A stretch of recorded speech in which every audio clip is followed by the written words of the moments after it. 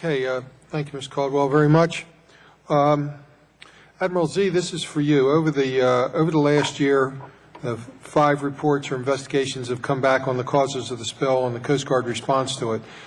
These investigations and reports include several hundred recommendations for the Coast Guard to review and to implement to improve the safety of the offshore energy industry, prevention of oil spills, and the service's response to the spills. With the exception of the Joint Investigation Team report, we do not know whether the Coast Guard is currently taking action on any of these recommendations and which they will take action on in the future. Can the Coast Guard provide the subcommittee with a list of the recommendations that the Coast Guard is taking action on and which ones they intend to take action on for each of the 5 reports? Chairman, I'd be delighted to provide you a brief on that. What you will find is that there's commonality across a number of the 5 reports. I highlighted 6 of those key objectives as we talk about whether it's research and technology for response or measures to prevent a spill of national significance. Our involvement with, at the very local level with our ACPs. But just to walk you through each one of these very briefly, the incident-specific preparedness report provided us a third-party assessment that characterized our efforts to respond to this spill. We have since created a National Incident Command Spill of National Significance instruction that identifies gaps that aren't addressed in the National Contingency Plan to better prepare us for a response. This is everything from seafood safety, behavioral health, assigning liaison officers to every parish president, county official, and governor throughout the affected area. So we've taken a number of those and have already put those in place that we can enact for prevention and response. At the same time, with the FOSC report, that is a report that I'm required to provide to the National Response Team that provides a chronology and a summary of response actions and interventions that were taken, which is fairly expansive, but is really directed at the response itself. And that would be to better inform and better prepare our nation should we see a similar event transpire on the outer continental shelf. And I say that because as we look at where is oil and gas being exploited, it's now in more remote areas. Not only in deep water in the Gulf of Mexico, but we're also using these lessons learned as we look at initiatives going forward to drill in the Arctic region. So again, we're applying these best practices that were learned during this particular response. But I can brief you on each and every one of these reports, but the JIT really directs, what can we do to prevent these activities. The ISPR and the FOSC report are really focused on how to improve our response protocols, including research and development. And all of these are in progress, and again, I would be pleased to provide you a summary of all of those activities. Well, we would like that, Admiral. We'd like the subcommittee to have a list of the recommendations of what you have done and what you will do in each of the 5 reports. And can you suggest to us when we can expect to receive that list? A lot of this we're working across the interagency, so it would be circumspect on my part to, as we work with NOAA, EPA on, whether it's research and development, dispersants. We're working closely with Bessie, but I would need some time to look at that. We have. Well, let's put it this way: recognizing that it's a work in progress, there is some that is already decided, and maybe we'll have to do this in bites. So can we say that within a month that we will have your list up to this point in time, and then we can see what that includes and then go from there? Is that reasonable from your perspective? Yeah, we'd be able to provide that. Yes, Chairman. Okay. Also, the Coast Guard has requested Congress to make changes to the way the Oil Spill Liability Trust Fund functions under current law. The service has not requested any changes to current law governing oil spill prevention and response or in response to any of the recommendations of the various reports. Can you tell us, will the Coast Guard be requesting any changes to current law to improve prevention and response or to implement a recommendation, or does the service feel they have sufficient authority to make these changes administratively? That is one area where we will seek a regulatory change. For any spill out of the Oil Spill Liability Trust Fund, there's initial $50 million funding appropriation, followed by a $100 million emergency response. It then requires congressional approval to get subsequent installments of $100 million. To put that in perspective, at the peak of this spill, and again, this was being funded by BP, we were expending upwards of $70 million per day at the peak of this response. Yeah. Excuse me, Admiral, I apologize if I was unclear.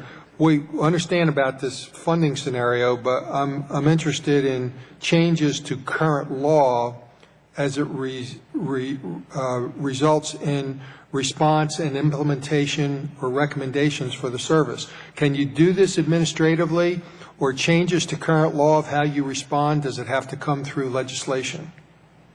Chairman, right now we're doing that through policy, and so we are able to invoke many of these measures through policy and not regulation. Okay, and Admiral Z, one last question for you.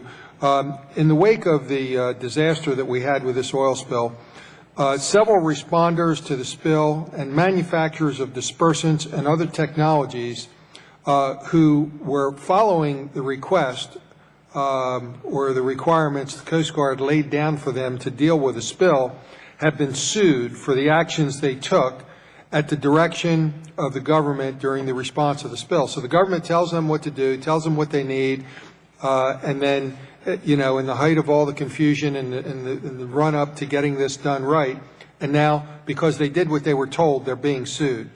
Has the Coast Guard heard from the responders or dispersant manufacturers regarding the issues, and has the Coast Guard taken a position on these lawsuits?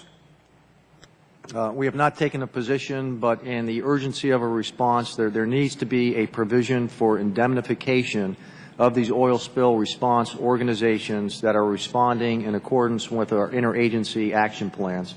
So that would be a needed change if, in fact, these responsible organizations are being held liable. Well, I'd like to suggest in very strong terms that the Coast Guard consider either sending up legislation or taking a very strong position on this. I don't see how, when we have a disaster like this, we can expect people to respond and follow what we're requesting them to do and let them swing in the wind when the dust starts to settle. And I can only think of a future situation where there's an emergency and a disaster, and especially it's involving some of these same groups. If it's an offshore disaster like this, if I were one of them, I think I'd be pretty slow to respond. So I would urge you to take back to figure out how the Coast Guard can at a minimally weigh in on this and ideally become proactive in how we can resolve this problem. I agree completely. Okay. Also, I'd like you to report back to us how you're making out with that. I have that for action. Okay, because we will revisit it if the answer is not correct. Roof, the incident-specific preparedness review is a third-party report that is chartered by the Coast Guard and compiled by a team of industry and oil spill experts. Is the ISPR noted that the Coast Guard's environmental response capabilities have atrophied. Can you share with us what your thoughts may be of why that has happened and any suggestions that could be made to restore those capabilities? Well, I think two things, Mr. Chairman, contributed to that. One is that over time, because of the infrequency of large spills, I think the nation became complacent, not just the Coast Guard. We all became complacent that perhaps we had gotten past the concern about oil spills, and so the shift away from the oil spill response capability in the Coast Guard was probably a factor of that. But it was also a factor of increasing responsibilities to the Coast Guard that caused attention to be shifted to deep homeland security missions and other high-priority missions. I think the Congress and the administration were equally probably at fault for not ensuring that the Coast Guard, as the Coast Guard overseers, made sure that they continue to be fully funded and adequately funded, and that the emphasis did not drift away from an adequate oil spill response capability. And also, let me thank you for your service and your willingness to return back to the public side of things to share with us your expertise. It is very much appreciated. The incident-specific review, the review notes that the area contingency plans were ineffective and that the national were ineffective. The national contingency plan was not well understood by state, local, and even some federal officials. Would strengthening and improving the ACPs to make them more effective help government officials to understand what the Coast Guard is doing and make us more effective here? Do you have any ideas or thoughts in this area? Yes, sir. Well, I think underway already, according to Admiral Z, is more inclusion of the local officials in that contingency planning process, and we think that's vital. But I will say that it's much easier for these state and local officials to get up on their high horse and get excited about the fact they weren't included when there's a spill underway. It's another thing to have them sit through these long, laborious, really difficult meetings where they have to sit down and decide what are the priorities. When everything's a priority, nothing's a priority. So to sit down and say this marsh is more important than this beach, and when it comes to protecting them, I'm willing to have oil come up on this beach as opposed to the marsh, is an important consideration that they have to be able to sit down and hammer out at the contingency planning process. So including them in there certainly is important. They have to be willing to come to the meetings, to participate, and then to be part of the team that says this is the way we're going to handle this when the spill occurs. And I think then you'll have less of the political influence over decisions being made about response strategies during an incident. They'll feel part of the process. They will understand, as you point out, the national contingency planning process as contrasted with the NRF, and we will have a much better process. All we have to do is figure out how to force them to do that. That's right. Some funding for, they're always looking for funding. I don't know if that's a possibility, but, it is expensive for them to participate in the process. They got to come to the meetings. It takes away from other things they're doing. And that's the case at every level. The Secretary of Homeland Security only has so much bandwidth. And for her to go to a son's exercise, or him, whoever the Secretary is, to learn more about the National Contingency Plan takes him or her away from something else that's on their plate. So I don't want to be critical, but it's important that these officials become engaged when you're not in the middle of a crisis, so they can understand what the process is, they can understand how the system works, and be part of it right from the get-go, rather than being in a learning process when the spill is ongoing.